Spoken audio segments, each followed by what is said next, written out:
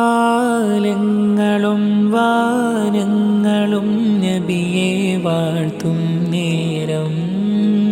പാപങ്ങളാൽ പാപിവൻ നബിയെ മറന്നിടും കോലം ആനൂറിൻ മധുകൾ പാടി പ്രാവുകൾ റൗലയിൽ പാറി ഇരുലോകനൂറിനെ വാഴ്ത്തി ഈ ലോകം നബിയെ പുകഴ്ത്തി ഈ മണ്ണിലായി ഞാൻ ഇന്നിതാ മധുകളെഴുതിയിരുന്നേ